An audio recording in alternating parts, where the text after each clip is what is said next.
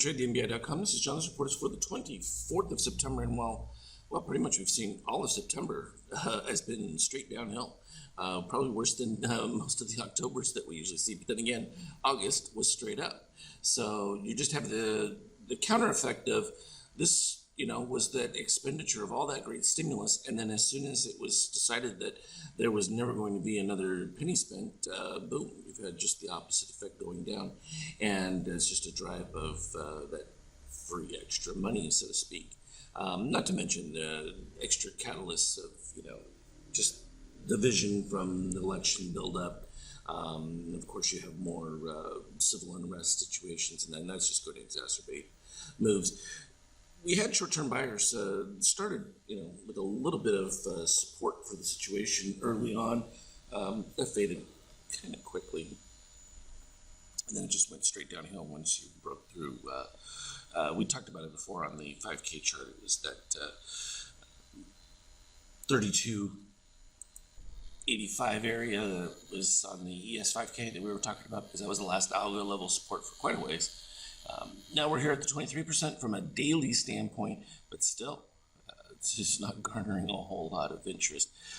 Short-term buyers still pushing up, but look at that short rise. I mean, that's just skyrocketing. So you're getting to the point, though, where that short increase gets top heavy. If you see a turnaround, though, it could spark significant buying. Of course, that 50% buying is going to be the next major block, and of course 38 right above that, and so it's just a matter of keeping track of those. But at this particular point, with the shakeout continuing below the yellow line, pretty hard to see any support. The NASDAQ, of course, like I said, would be the leader of the case, and it wasn't able to hold.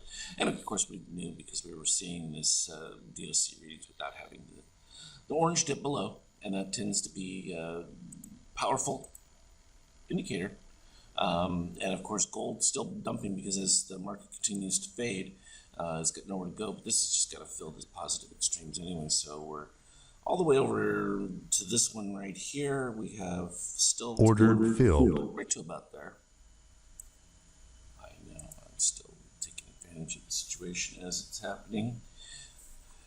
From a euro standpoint, continuing its recess move right back into the range.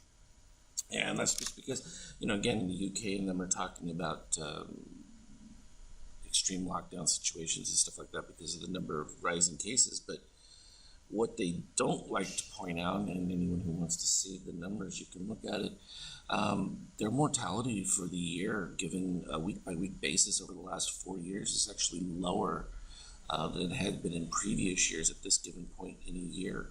So the more you test, the more you're going to get results, but it's not corresponding to, again, hospitalizations and deaths. So there's just a disconnect between the reporting of things and the real science. And it's just troubling because it's not an effective way to handle it. Sweden has been the model all along and done incredibly well. From an oil standpoint, again, everyone's going to be monitoring how much draws versus production lag and that kind of situation. But again, as long as there's potential for reduced economic activity, you can't see many positive things from an oil standpoint at this particular stage. So from the intraday standpoint, we scroll back and look at this. It's just a nice downhill curve from the early beginnings.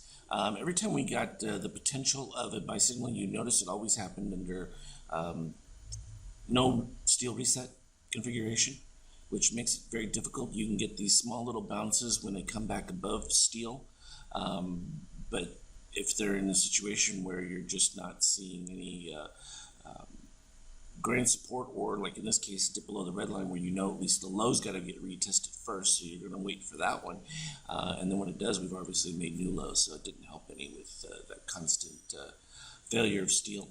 And so we knew that, in fact, we were talking about this in the Skype chat. It's like, oh, yeah, it looks like it's building divergence and things like that. Sure, but without that reset, very hard for them to sustain any kind of moon to the upside. It just continued to fade from there.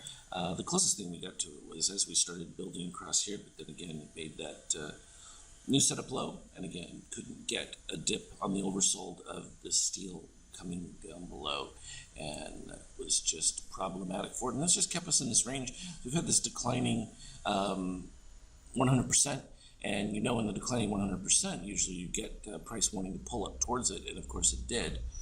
Right here in the pre-market, it just at a dramatically reduced value, which really corresponded back to the buy setup that was taking place over here with the dotted lines that you see, and not able to produce a lot. We're seeing a lot more of them, the dotted setups, and what those are is the Power Mode 2 crossover configurations, with this case the steel not having reset, but at least the orange dips. So you're getting the orange dips, but not without at least a primary steel reset to allow for a continuation move. Now, for the first time, we do have it right over here where we are currently. So that is the earliest one we've had. Wow, geez, in the whole day. So that's a significant situation. Could lead to breaking out above the range. So we'll see if that's able to take place. But for now, we're still in pretty soft mode. You're probably going to need to see Power Mode 2 come back down a little bit for some additional crossovers before anything happens. What I like to look for is that contraction of the magenta and green, and then when the separation begins is usually when you see a little bit more activity. So we'll continue to talk about it on the Skype chat. As always, though, trade well. We'll talk to you later.